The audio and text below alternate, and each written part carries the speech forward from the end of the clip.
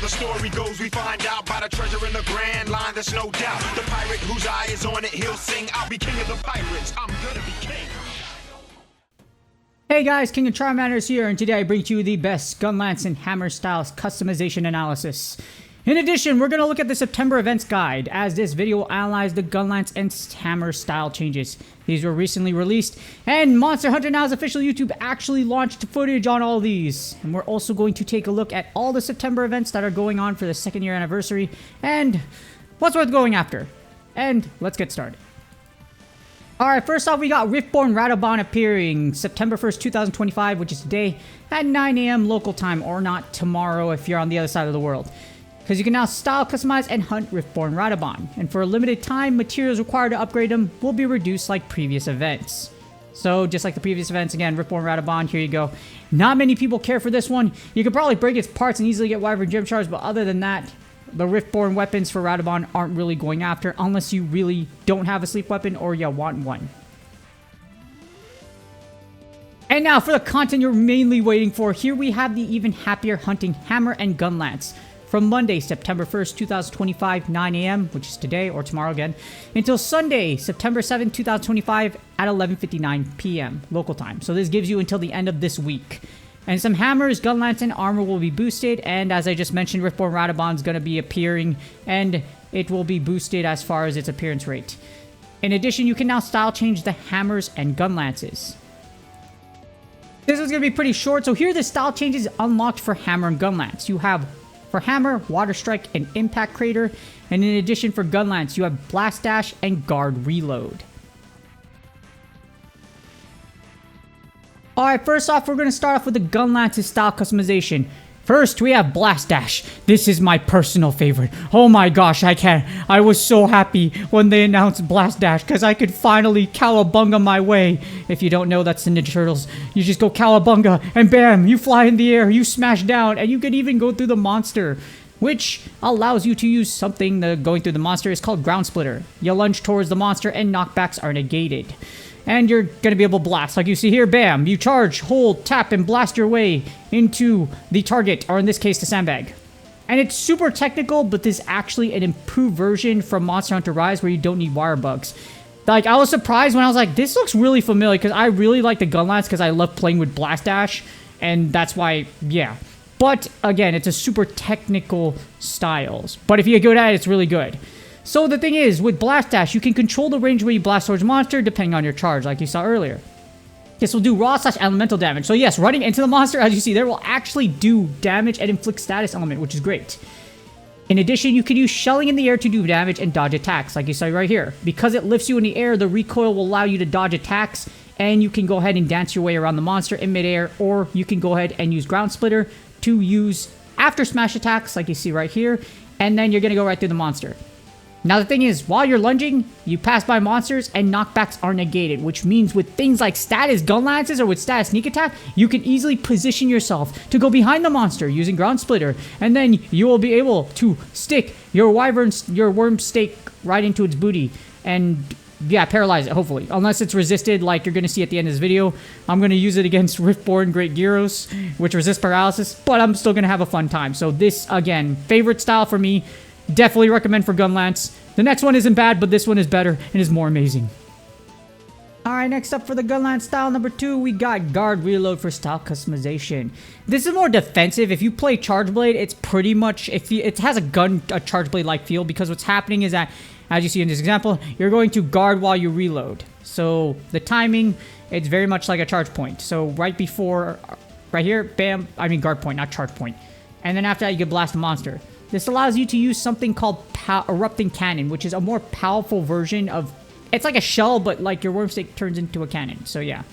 So it requires fewer inputs compared to your Wormstake shot cannon.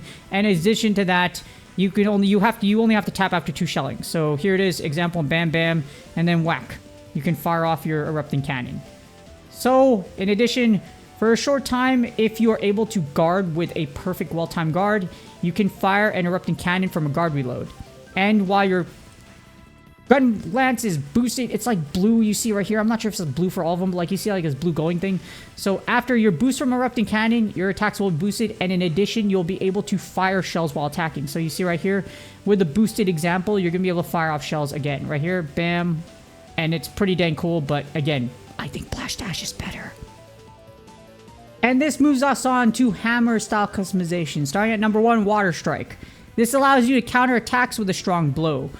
And it also allows you to use a Spinning Bludgeon special skill. Usually your special skill, it's going to be used, you can use it as attack after you charge. And you can literally spin many times and stun and blast a monster. This is actually, in my opinion, like right away right off the bat, it's like the best style. Because you can counter attacks and you can stun and just spin your way and inflict status to victory. I've already seen a lot of content from those using the Gyro's hammer. And it's like crazy because you can stun and it's inflicting a ton of just paralysis as well as just stunning. It's incredible. And this plays a lot like the longsword with Prairie. Along with that, Spinning Bludgeon will increase in damage the longer you spin. And the thing about this style really solves the problem with Hammer being open to attacks. One of the big things about Hammer is that although you're able to stun when you hit the head, and you're able to do a lot of big damage when you smash, the problem is you're open, you're very open. With a Spinning Hammer Bludgeon, you're also open, but the thing is, you can also cancel, like you see right here, and then spit and then dodge away. So you can actually control it a lot once you get used to it. Unlike, again, without this, Hammer's usually like, oh, hi, I'm monster open, I can attack you. But super cool, and again, this is actually, I think, the best one out of the two so far. The next one's actually pretty cool, but again, this one, with its abilities, is just the best. And next up, we have style customization for the Hammer. Number 2, we have Impact Crater. This kind of plays like Sword and Shield's Falling Shield back, except you're going up, and it turns your tap combo into an aerial attack. And it can turn your fully charged attack also into an aerial attack. As you see, it's really that simple. You go up, smash, smash, upswing, and then you're going to start going up, and then bam. It's risky, but you can dodge attacks by going into the air, so you can control it. And then again, it plays a lot like the Sword and Shield, where you can Falling Shield bash, except you don't have that control while you're in the air. You have to do it while before. But if you like this style, go for it. But again, I think Water Strike is just much better for what it gives you versus the risk. But wait, we're speaking of style changes, there's going to be more. We have Riftborn Devil Joe coming out. This is going to start Monday, September 22nd, 2025 at 12 a.m. Universal Coordinated Time. And Devil Joe as a Riftborn will arrive, and you can style customize its weapons. For a limited time, this one's huge, the Devil Joe material upgrade requirements will be reduced. Meaning all of you that blew all your materials to 10.5 something already, yeah, sorry about that. But per the Monster Hunter Now Navi stream, the first Outbreak event for base explorations will also feature Riftborn Devil Joe. So you're going to be able to hunt a ton of Devil Joe Riftborn at one given time through an Outbreak for base explorations. And following the style change event, we're going to have the Season 6 Climax event from Monday, September 8, 2025 at 9 a.m. until Sunday, September 13, 2025 at 11:59 p.m. local time, where boosted spawns of Nargacuga, Fulgur Anjanath, Beatotis, Bishhaten, and Great Rugi will be here on the field. In addition, Elder Dragon interceptions will only spawn Namiel, and you will get more rewards for Huntathons and Elder Dragon interceptions. And if you wanted it back, Mysterious Just Don't H and I will drop in this event. I know for a new build that I'm making, I'm going to need to get more time chargers, so I'm definitely going to go hunt for more Drifstone Eyes, as sad as that makes me. In addition, we have Monster Hunter Now's 2nd anniversary event. Happy 2 years, y'all! From Monday, September 14th, 2025 until Sunday, September 28th, 2025, 11:59 p.m. This is going to start 9 a.m. local time, like I usually do, on Monday until, again, Sunday, 11:59 p.m. your time.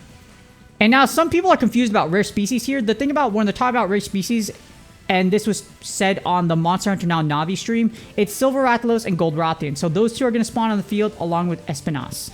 So those two will be, those three actually. So those two, the rare species and Espinas, will be on the field. That's what they're talking about, just in case you're confused. In addition, just like other previous events, an event exchange hub for the event will be available on September 18th, 12 a.m. Universal Coordinated Time. So it's in your best interest, if you can play this event, to hunt them down, get those exchange tokens or whatever the heck you call them, so that you can go ahead and claim your rewards on September 18th and beyond. In addition, we have this second anniversary Drift Smelt event from Monday, September 29th, 2025 at 9 a.m. until Sunday, October 5th, 2029, not 2029, 2025 at 11:59 p.m. local time. Certain monsters on the field will be boosted, and yay, we're gonna get another Drift Stone. Let's go. Let's hope those changes that they talked about from Drift Smelting during the Navi stream are gonna be implemented here. But again, it's gonna be really cool. Hopefully, y'all are ready. And there's going to be exclusive packs in the in-game shop and web store. Some of the older ones, as far as layered armor packs, will also be on sale. So if you want the layered armor, buy them. And I'm not going to cover this because there's a lot, and unless you really want to spend money. But of course, no announcement would be completed without the additional information. You will need to have completed the prologue to play in events. Drift Smelting is unlocked by finishing the preseason story. Each event will have its own announcement for additional information, and be sure to follow Monster Hunter Now on social media for all the latest news. No, I'm not being paid for this advertisement-like description. Yeah.